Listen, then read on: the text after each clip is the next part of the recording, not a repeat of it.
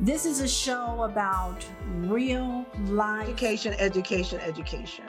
I think that it's long past to say hush hush when someone gets pregnant. That piece of legislation took almost 2 years across two different sessions of the General Assembly. You're right to continue this talk about mental health. You're right, because it's something that needs to be addressed every day, not just one day. Real people. I have spent 30 years professionally in financial services.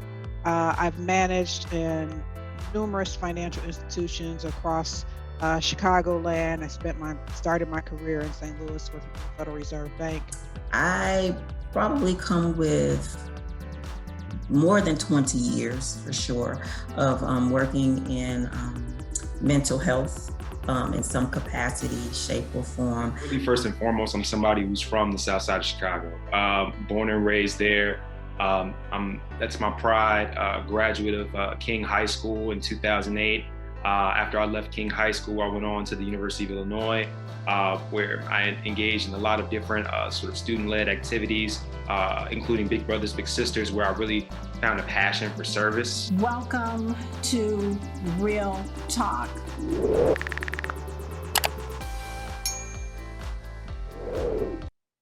Today is July 23rd, 2021.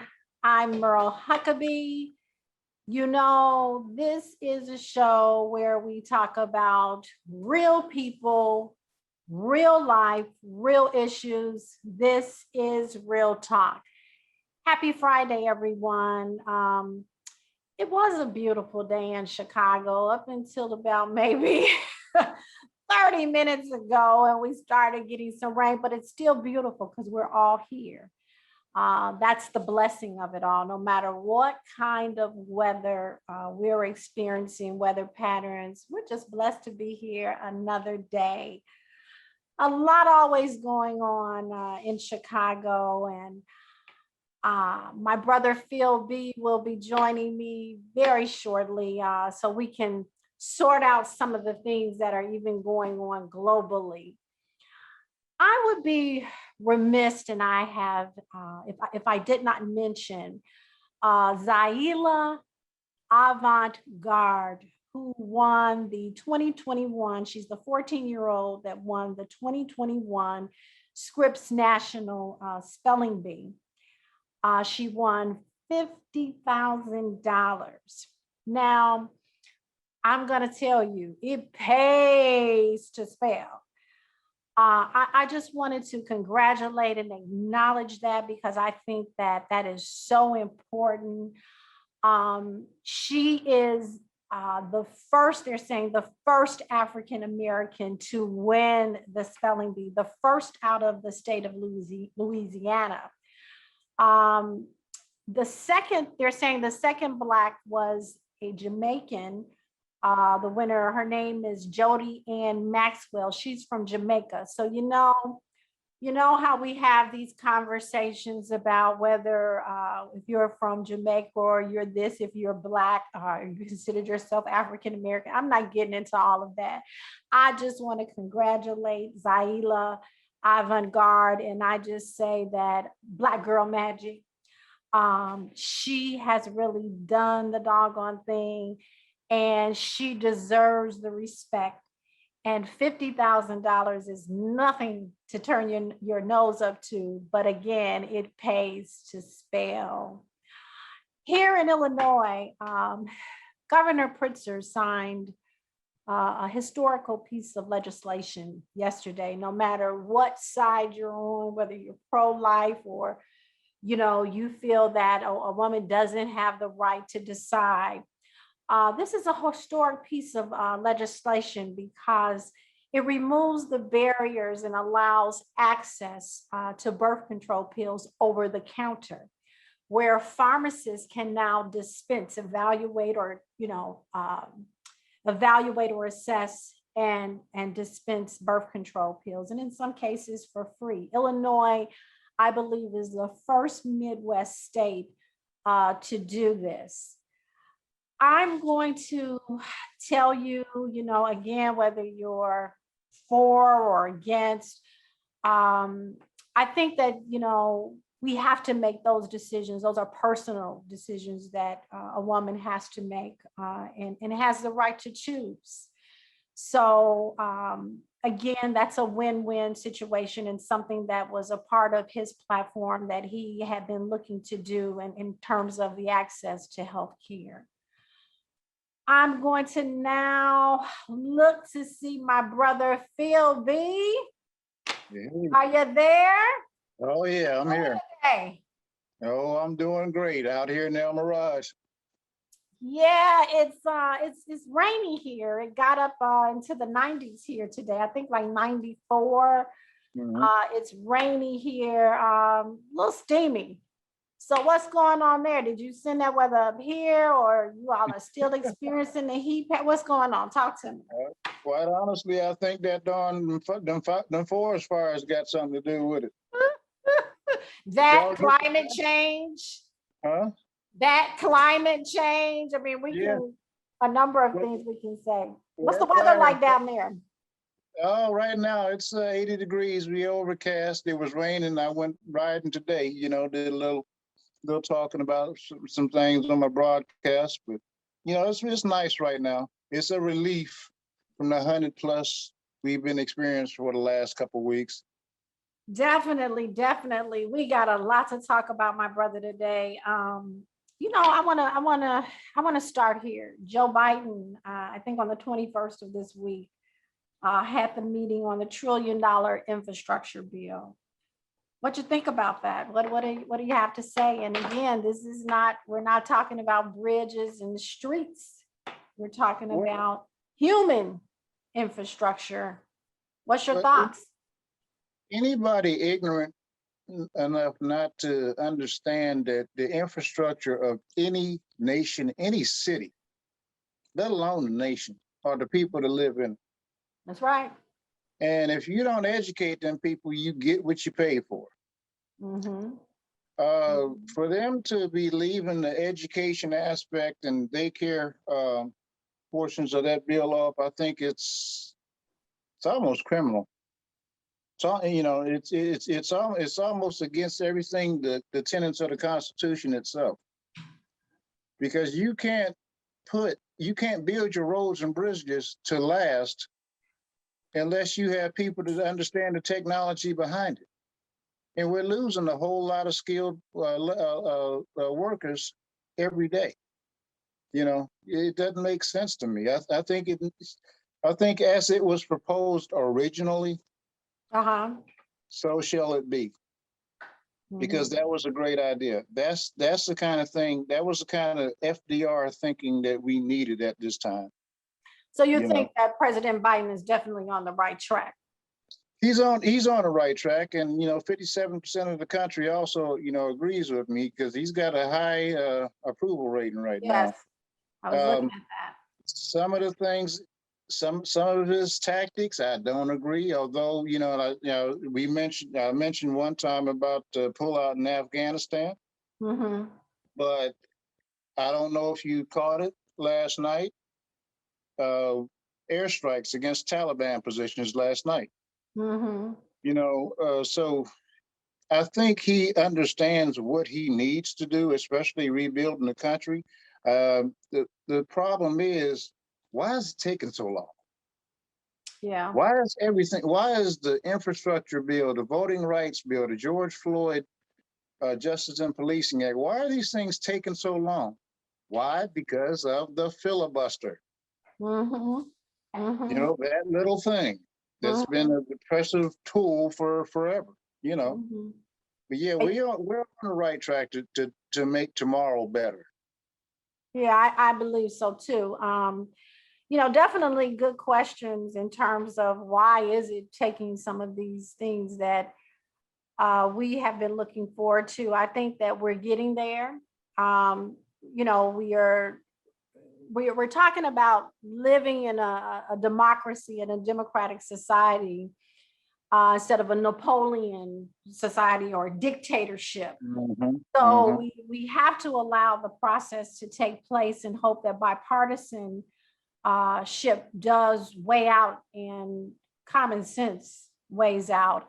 But again, as we talked about, I think even last week, people, when people are electing people in these positions, what a lot of times they don't understand, there's a lot of personal agendas that are going to play out.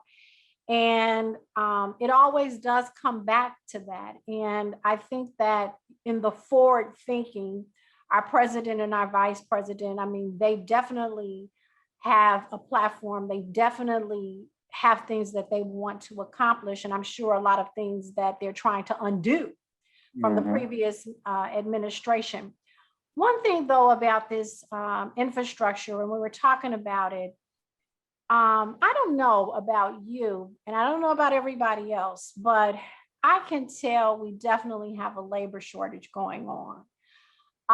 Everywhere you go, the grocery stores, the restaurants, the drive-throughs, the big box stores, you have to wait in line, or they only have a certain amount of registers, 2 registers open. And a lot of what I'm hearing, you can hear people in the aisles talking, or the workers talking and saying, you know, a lot of people did just show up, or we need more people to work. They got hiring signs everywhere, Phil, everywhere they got hiring signs.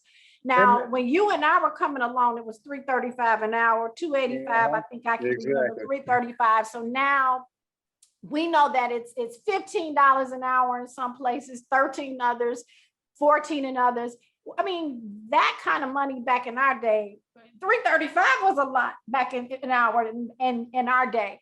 But what I am saying is that why is it that these jobs can't be filled? Well, one, we do not have a labor shortage. We have a shortage of leadership in big business that don't want to pay people in accordance with the FSLA, the Fair Standards and Labor Act, that Franklin Delano Roosevelt put into effect in 1942. I mean, you saw my broadcast yesterday. Yes. Yes, we're gonna get into it. $7.25 an hour in Yeah. 2021 cannot provide a decent standard of living for anybody. You have to understand. I see, I looked at the Joe Biden town hall meeting with Don Lemon, and that restaurant owner got up there and said, "We can't find enough people. This, and that." And I'm thinking in the back of my mind, well, pay these people. Mhm. People don't want to go to work, to pay a light bill. I explained the situation with my cable bill. They told me that I'm paying a special rate now, but in September it's going up triple a month for TV. And broadband services. See, they heard Congress talk about this infrastructure bill, and now guess what? That's ringing a chime. Say, okay, well, let's raise our prices, and in return, guess what? Another big business says, you know what? Well, since they're raising theirs, it's a domino effect. Here go the price of goods and services. Here goes the price of, everything, products, etc. But at the same time, they want to keep, for the last 20 years, minimum wage is $7.25 an hour, and think that people can afford to pay for it. That's what people are choosing not to take these jobs anymore. Quite honestly, I see it as a silent. Here's an oxymoron. I see it as a silent, loud holler for more from the poor and middle class. They're saying, you know what, enough of this. This is supposed to be the land of opportunity. We're supposed to be the richest country on the planet. And for big business and our leadership to think that peanuts will take care of our families, they need to rethink this thing. And at the same time now, those that are making these shout outs also need to understand who they're putting in these offices and what we're allowing to happen to this nation. You know, But Phil, again, I mean, I've seen the advertising and the advertisement when you go through the drive-throughs for the restaurants. Even on the news this week, I think this past week, hotels were saying, even though the business is coming back, tourism is coming back, but they just don't have the workers. well, people And don't and feel safe too. and in this case, the gentleman was saying from the hotel that they are offering $20 an hour. And so, I understand, and childcare benefits, we've got to have all of that packaged up, but I just don't totally understand. And I do think that what you are saying is correct, but I also think too that we got people that are holding on to unemployment, because unemployment was extended in some cases though until September. I honestly can't agree with that, because people are more worried about staying alive right now. Okay. And, So you think COVID? Yeah, I really do, because I don't think a bigger majority of people believe that we're over this than what the news is telling us. Me, I'm wearing my mask back, more often. Yeah, I mean, you got to. Anybody, I mean, I think that has common sense. You got to. That brings me into another point that I wanted to get into. To wear a mask or not. There's a lot of confusion. You got to admit that what we're seeing, I know what I'm seeing here on TV, the CDC says one thing, the governor says another, the schools are going to do this, other schools are fighting to not wear masks. There's a lot of controversy surrounding this issue, yet the numbers of COVID is steadily climbing. There's a debate.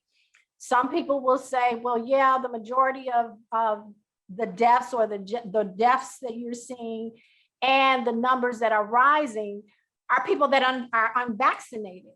And then you will have some that will tell you, and I've seen some reports on this, that some of the people that have some of these cases are vaccinated. So there's some very confusing messaging going on here. Now, would you agree with that? I understand that people in the airline industry, in the healthcare, and all these industries, this is a scary time. I don't think there's confusion if people look for their resources in the right way. I'm not going to ask a mechanic about my health. I'm not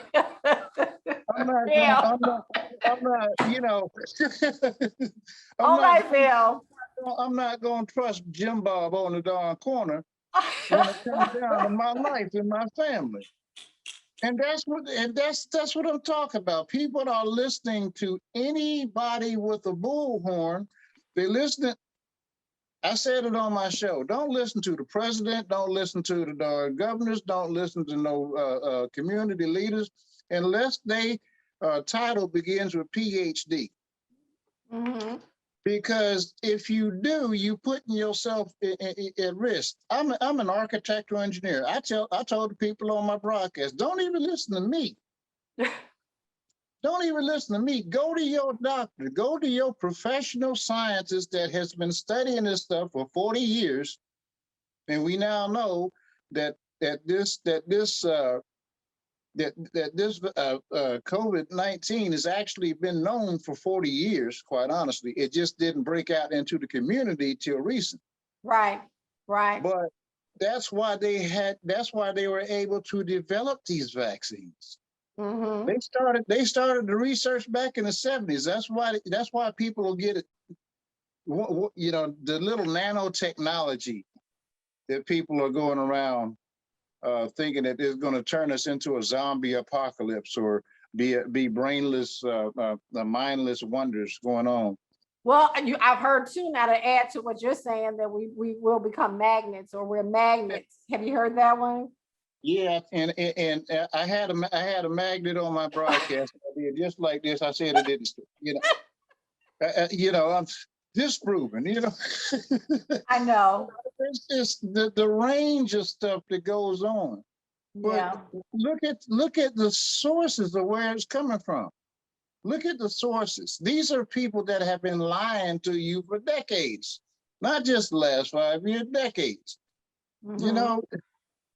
I can't. One thing that gets under my skin more than anything is not ignorance, but the choice to be ignorant.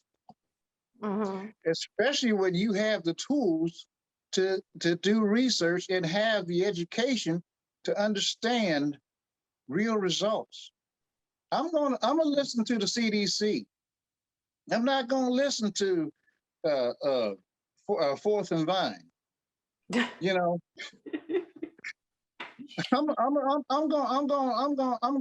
gonna listen to the darn doctors and scientists and not the NRA coalition. Mhm. Because there's too much at stake, and people are finding out. You're seeing more and more stories of people who didn't get vaccinated. Now they're in the hospitals and they're screaming to the doctors, "Say, doctor, can I get the vaccine now?" And the doctor's sadly looking at them, talking about, "No, man, it's too late." Or you got the daughter whose mother's been in the hospital for 8 months because Mr. Former President told her not to get the vaccine, that it was just going to be a cold last year. Mhm. And now she's laid up in a hospital, and this daughter is missing her mother, who's seeing her deteriorate every day. They're mad at somebody, not necessarily the former president. They're mad at somebody, but Yeah. but they're following the advice that was given originally, and they were misinformed. He's not a doctor. My goodness, I dare say he's not even a businessman. Mhm. you Mhm. know, but All right, Phil. All right. that's what they're listening to, and you got to listen to real people who understand the field. If you want to know how to build a house, I got a degree in architecture engineering. I can tell you step by step, from the Mhm. soil to the sky. But Mhm. when it Oh comes down, Lord. when it comes down to understand DNA substructures and stuff like that, don't look at me, because I'm gonna be like, huh? Yeah, I know, right? I know. I know. Speaking of listening, did you see Dr. Fauci and Rand Paul this past week? Oh my goodness. Did you see that? Did you see it? Dr. Fauci wasn't a punk at all on this one. He You was know what? not a punk. Did you see that? Oh What did yeah, you think about that? you know what? My daddy used to tell me something a whole long time ago. He told me that you can beat a dog in his nose every day for most of his life. But one of them days, you gonna back that dog into the corner, and he gonna come out and bite your gluteus maximus. I'm saying that. Yeah, you're keeping it nice. Okay. Potty mouth Phil. Potty mouth Phil. But Uh-huh. but you could tell enough was enough with that man, Oh yeah. especially Rand Paul, who calls himself a doctor. Yeah, I know. I wonder how many lawsuits he got against him. But Yeah. it was about time, and it's one thing to have taken that for all that time under Mr. Don't call his name. Nobody can do it but me. Mm-hmm. For all that time, it was one thing taking it from him. He was at least in a position called the presidency. Mm-hmm. But to take it from some little short person, Yeah. From Louis, from Kentucky, yeah, no, he did right. It was about time. He said enough's enough, and I'm gonna call a spade, and you are a liar, and he was, and he Yeah. is. Even during the previous administration, I don't know if, and I'm sure you heard about it, they had to put security on him. I mean, because he's been getting threats and everything. And it's just amazing to see that people, what lengths they are willing to go to hide or to mask the truth, or to keep the truth from coming out. Oh yeah. Oh yeah.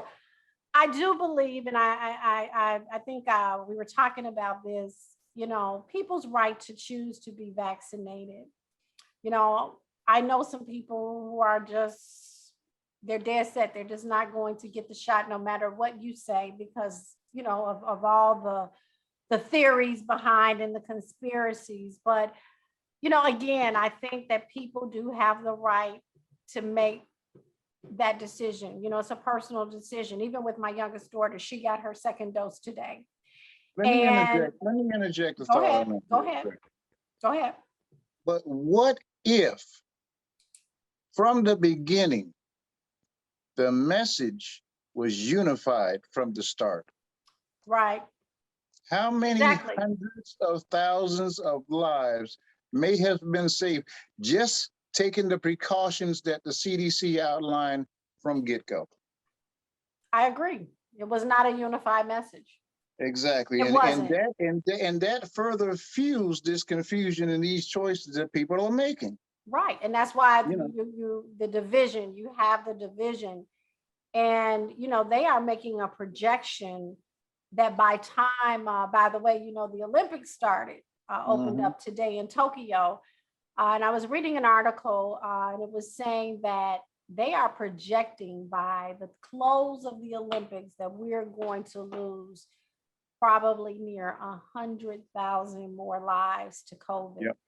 Yes. And, that's a lot of people. We've already lost a lot of people. In 16 days. And in the numbers are not going in the right direction. No. And so something is very wrong. And, again, like I said, I have friends, I have relatives who they just won't get vaccinated. Oh yeah. My daughter, I took my youngest daughter to get her second shot today. And I had to let her come to that decision. I mean, she's 17 years old and, right. She at first, she was, and with good cause, because she was showing me articles. She would send me articles and say, Mom, did you see this?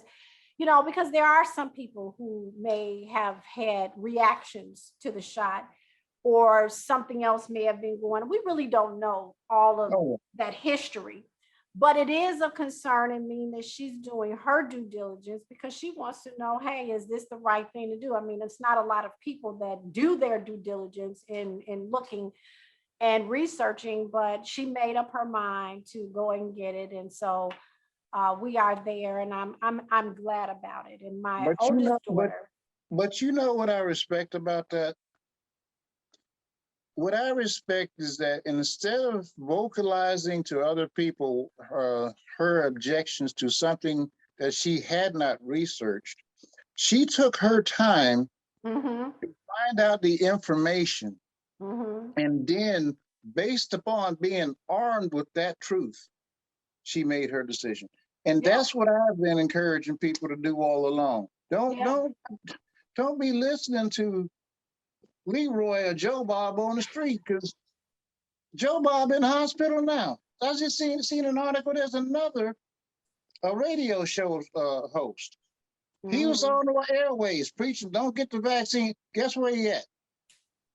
Guess where he at? In the hospital. Where you at, Phil? Where you at? He laid up in the hospital. I see you. That's not funny, but it's not funny. It's pathetic. I was laughing really at the way you at. That's really what I was laughing at. That reminded me. That's what my grandfather. What at? It's not funny, but yeah. I mean, this is serious. I mean, even with the Olympics, man. I mean, I'm just sitting back in disbelief. I mean, it opened up, it went on. It's in Tokyo. We have a lot of athletes who tested positive for COVID. And of course, they are not competing. Coco Gauff in the tennis world, she had to pull out. You even have protesters outside, they're saying, that are not happy that the Olympics is continuing to move forward in the midst of a pandemic. So, it's a lot going on all around. And I think that Tokyo is in a state of emergency, if I read that correctly. And recording its highest COVID-19 numbers in 6 months. The whole island nation is. And not only that, I don't think you know what? They've been doing the Olympics wrong in the first place. One, just like the World Bank, instead of that city taking on all the finances that they accrue in building these Olympic facilities or whatnot, why not have each country that's going to be participating help to absorb that monetary thing? Then when you get stuff like this pandemic going on, okay, guess what? We can wait till next year. And this city doesn't feel the crunch or pressure to get their money back that they put into this thing. And that's what ultimately, I don't care what nobody say. That's what drove the decision to open the Olympics on time. Money, because they've lost billions. Wait, you got to know that was the driver to open up the whole darn world again. I think they did it too soon. I mean, even if we had taken it in steps, that's why we're seeing what we're seeing now. Yes. I mean, and common sense told me that, and I'm sorry, I don't have a PhD behind my name. But I mean, I think it's been the driver. And when you put a dollar or dollars or dollar signs in front and not consider human lives, could it be that the theory, and I'm just saying this, could it be the conspiracy theory is, hey, well, we'll let as many of them wipe themselves out, less of a population, particularly of one population. That has been going through history throughout the aristocracies. Yeah. So I mean, we got theories and things all over the place. The bottom line is we have data that is showing that the numbers are not going in the right direction. Exactly. And even though I did watch the NBA playoffs, at the Milwaukee Bucks, man, but when I saw all them people out there, I was like, where are their masks? And even the ball players, and I was like, oh my God. But I believe in God, because I believe the same God that carried us through. He gives us, he's going to watch over and protect us, but he also gives us wisdom.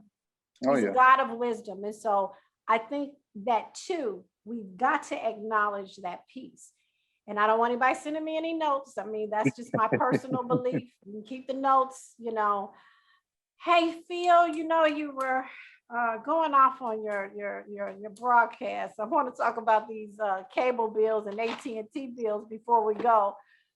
Cable and broadband, internet, I mean. You were sharing that your bill is going up. Yeah. Man, I want you to know they've been ripping people off a long time for this. Just what you pay for internet alone now in cable, it is ridiculous. And they have made it over during this pandemic, like the grocery stores. They had, and toilet paper and tissue paper and paper towel manufacturers.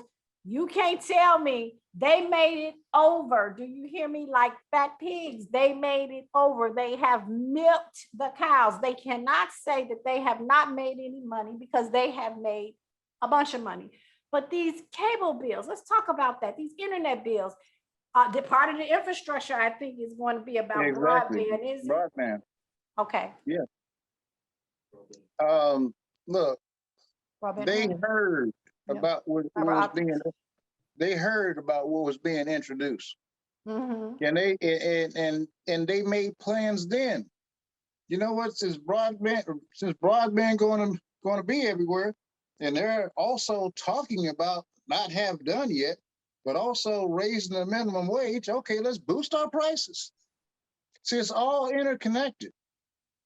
And this deregulation since Mr. Reagan has hurt this country more in that aspect, to eliminate the middle class more than anything else that we recognize. Yeah, you're right. So, it's, that's why, and that's why I posted that, because I wanted to show what was going on in a physical sense to the effect of bad choices of the past that are still affecting us from 40 years ago.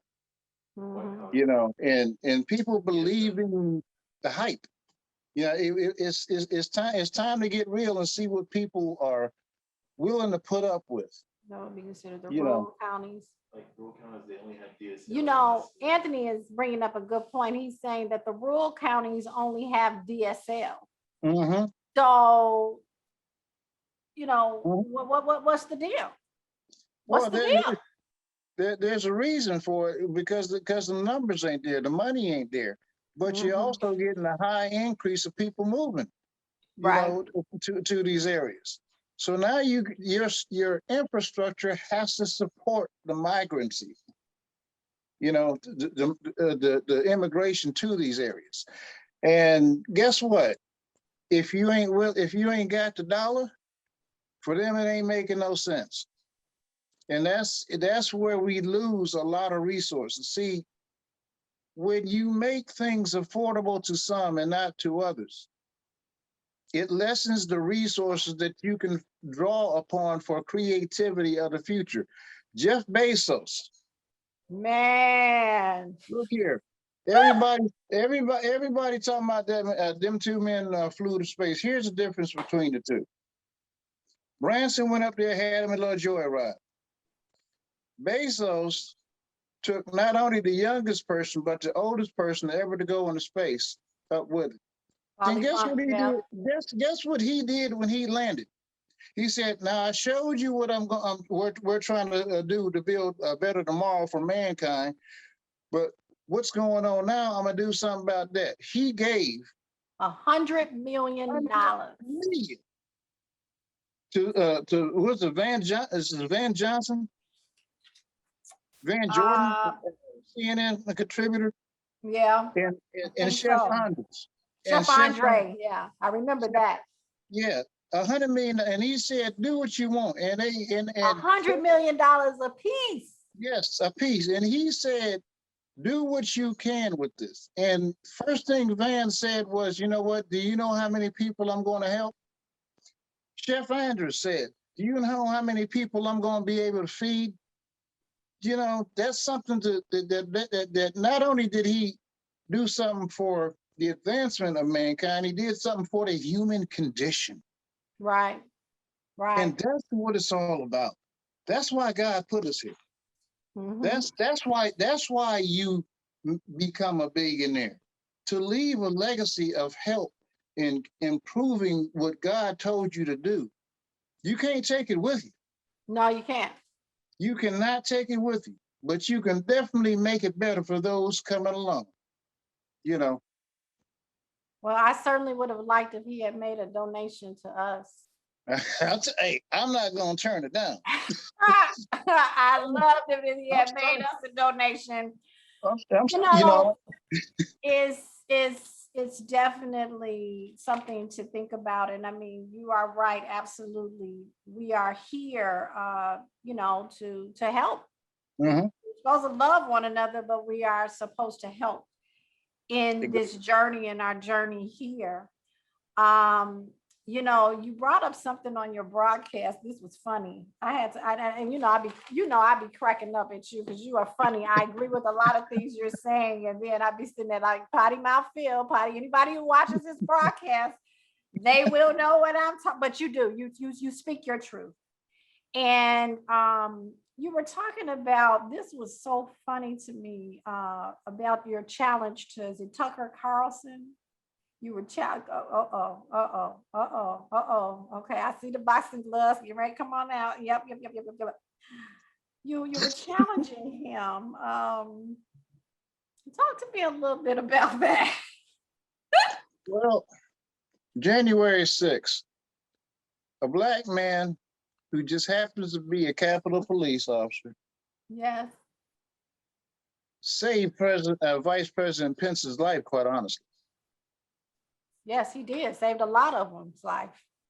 But specifically Pence, because Right, if you right, review right. that tape, they was on their way. If you know, as they was passing through that hallway, he Mhm. turned around.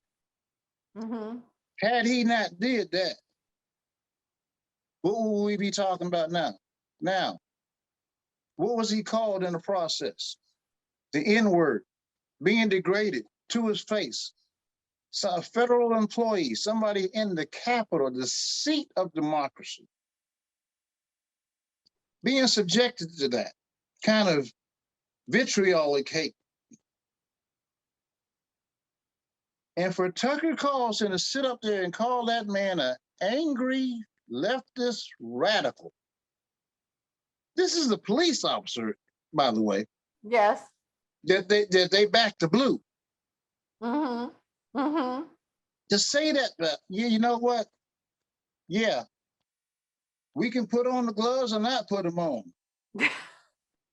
But I will put that man on his gluteus maximus, on his backside. His latissimus dorsi will be touching the floor.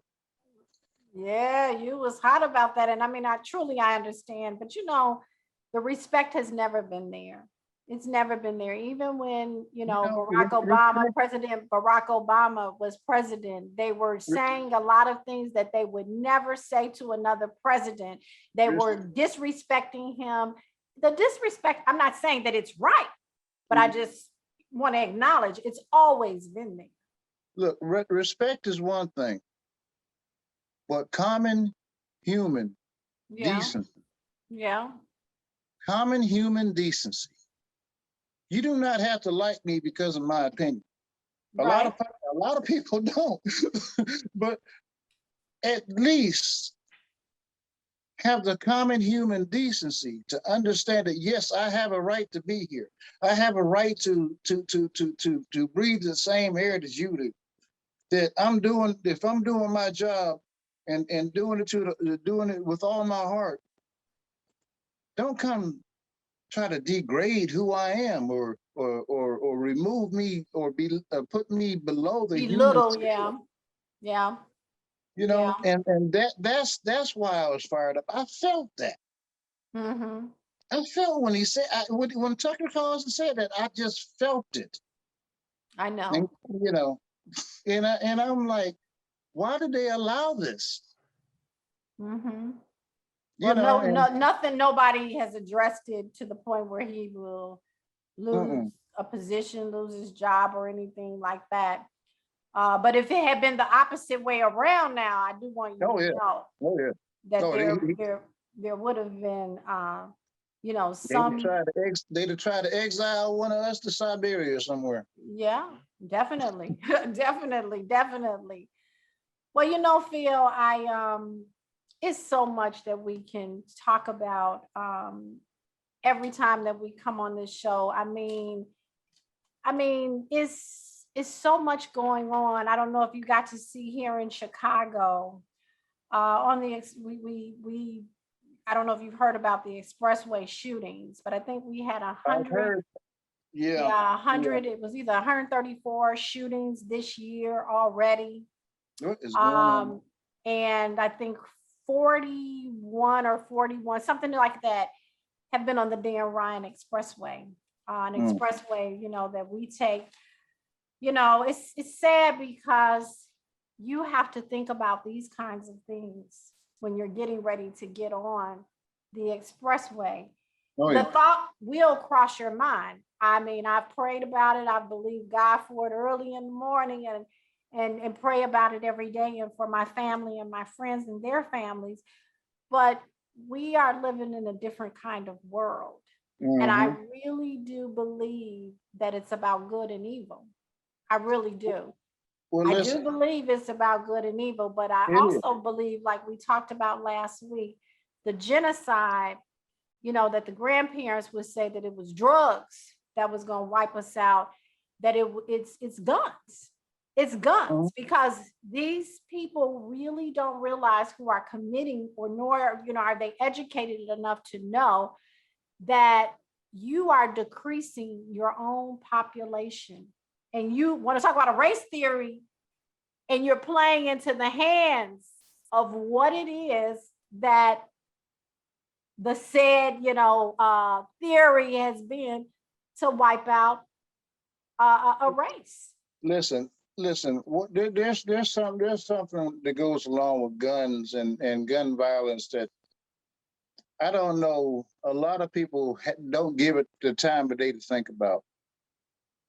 They don't want people to have illegal guns. They don't want people to have legal guns. But they do want them to have AR-15s and all. In other words, they take no action against guns because they really make too much money off of it, and be darned whose life is lost. That was shown when they lost 20 kids in Newtown. Mm-hmm. Look, if the United States government, and I challenge anybody to dispute me on this, if the United States government did not want illegal guns on the street, they would not be there. Yeah. The reason why I say that is for one thing only. Go down the street and buy a Cuban cigar. Mm-hmm. Since 1950 something, you just couldn't do it. Mm-hmm. Because everything from Cuba was stopped. Now you telling me that they can't stop weapons manufacturers from putting out illegal guns? Yes, they can. If they choose to do it. If they find out that it's more profitable for people to stay alive and be more inventive than anything. See, that's the thing. They don't want that creativity. One, that blacks and minorities have been known to throughout mankind. I posted online the other day. I think you saw it. Mm-hmm. About the great mariner of the old Mali Empire. In 1311, discovering, sailing across the ocean to do trade with the local natives. Mm-hmm. That was in 1311. But guess what? We celebrate Christopher Columbus for discovering America in 1492. Mm-hmm. Mm-hmm. See, There's it's been a a lot of choice. controversy about that. It's a choice. Mm-hmm. It's a choice of what you want to believe. Well, we had the first civilizations and kingdoms. We literally had them. We had the first engineers. Look at the pyramid. Yeah. Yeah. And just because it wasn't, the people weren't light enough or whatever, or Caucasoid as it were, it can't be true. Mm-hmm. Mesopotamia was a byproduct of what Egypt used to be. Mm-hmm. We have to understand and get rid of this this one-sided viewpoint of what is true. We have to stop labeling stuff so people think that it's attacking critical race theory. We need to stop that. If it's history, it happened, it occurred. And if there was a philosophy that was that made something occurred, much like the Christians attacking the Moors back in the, what do you call it, the Crusades. The Crusades. It's just like the Crusades. Mm-hmm. When you think you're right, you will go to war for it and kill people of it. And people have done that. Mankind has done that for too long. Yeah. Too long. It's time to say, why are we doing this? What was the end result when we did this? Well, it's time for truth. I think as of yesterday, we had 3 mass shootings in less than 24 hours. The Attorney General Merrick Garland is here in Chicago talking solutions. They're talking about, doing this strike force. You know, 430 people have been shot in Chicago as of this year. Mm. And that's probably not counting anything that may have happened today, but these strike forces are going to be focused collaboration across and multi-state lines. And I love what the mayor of Chicago said. She said that if you're bringing guns illegally, we're going to be there to meet you. We're going to get you. You know, I love her style. I may not agree with everything that she does, but it's about these illegal guns that are coming in. You know, I had said that on a previous show, and I know we have tight restrictions and requirements, Yeah, but we Scott, you know, still have these guns are still landing in the hands of people with mental illnesses mhm. and with people who do not need to have them. And to me, when they start making guns legal, I could see this. I could foresee that this is where we were going to be headed. But, you know, it's a lot going on with that. We're going to continue to just stay in prayer. And I'm going to believe God definitely that, you know, people will put the guns down and pick up a Bible or something and read it,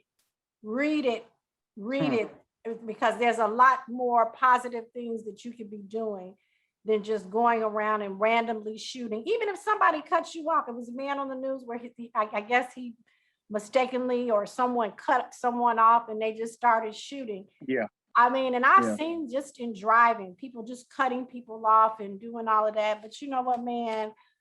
I'm just saying we're covered by the blood. I'm going to just keep believing that. Well, you know, Phil, I gotta go. I gotta go. You know, me and you can chop it up all day long. We can chop it up all day long. You know, I haven't forgotten, we are going to be talking more about mental health, because I think that is at the foundation of a lot of the things that we're talking about.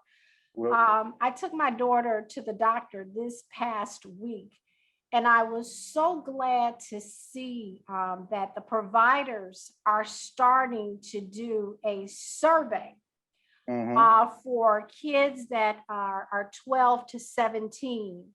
They're doing a questionnaire about their mental health. I had taken a little picture of it. I know I can't, but you know, they have questions on there like, how often have you been bothered by each of the following symptoms during the past 2 weeks? 1, are you feeling down, depressed, irritable, or hopeless? And have them checking off where, you know, the answers are not at all, several days, more than half the days, nearly every day. Another one, little interest or pleasure in doing things. I am glad to see this kind of survey being in questionnaire that providers are getting out to our young people. And even though, like I said, 12 to 17 is this age group, I was really, and it was just a general visit, but they are now starting this. But I'm going to be getting back to, we're going to have some more shows. I really do want to dedicate 1 to 2 shows on mental health because I think we got to keep that conversation going. absolutely. Absolutely. You know, we had some really great feedback about our series, and we're going to continue to do that. Meanwhile, Phil, gotta go. Yep. I gotta go. But I thank you so much for joining me. It's always a pleasure to sit down with you and to chop it up. You know, we lost Biz Markey this past week. Oh man, that hurt. Yeah. That hurt. Yeah. I mean, that was one of the most loved rappers in history. You know that? Love. Yeah, I Truly know. love. I know.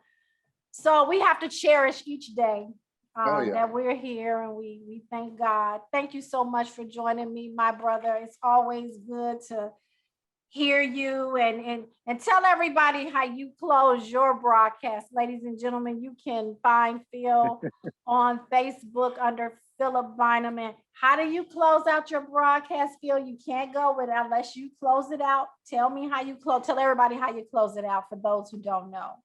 All right, you know me. I tell it to the hot, I tell it to the cold. I tell it to the young and I tell it to the old. Don't want no laughing, no crying, and most of all, no signifying. Those words by the late, great Petey Green. God's love to you all. Oh, thank you so much, my brother. And I look forward to seeing you back here. You're going to join me again, right? Absolutely, absolutely. Okay, look forward to seeing you back here again. Everyone, thank you so much for joining us today. We got off to a little bit of a late start due to technical difficulties, but I thank you so much. And please like, share, and comment. And if you want to go and catch past episodes, of course, you can look under my webpage, Merle Huckabee on Facebook, but go to YouTube. We have a YouTube page and it's Real Talk with Merle. And you can catch all of our past episodes there and subscribe. We have real conversations, unscripted conversations here. I believe the conversation needs to continue, and we are going to be doing some more mental health series coming up. I'm going to be doing a series dealing on homelessness. I think that's something else that we need to talk about. You would be surprised of the number of people that are homeless. A lot to look forward to in our upcoming shows. Again, thank you so much. I'd like to thank my technical producer, Anthony Green. He makes this, Anthony Greer. Anthony, why do I know Anthony Green? Okay, he's going to get me, but Anthony Greer with Classic Synergy Media.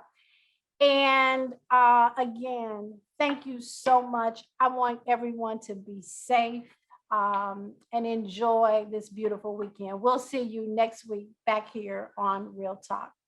Have a good evening.